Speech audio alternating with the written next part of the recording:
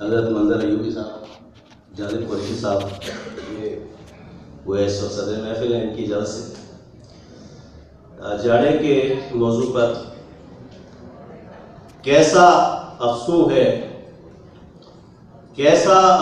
है बर्फ पड़ी है चोटी पर चेहरा गुलगू है।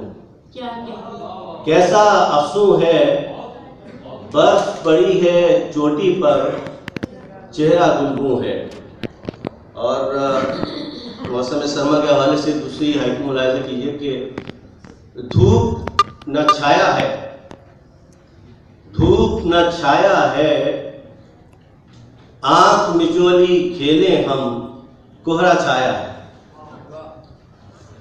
और दीगर हाइकू कि लो फिर शाम हुई कूचा कूचा एक वहशत मेरे नाम हुई। लो फिर शाम हुई कूचा कूचा एक वहशत मेरे नाम हुई। और ये एक ही लफ्ज़ का दो माने में इस्तेमाल देखिएगा।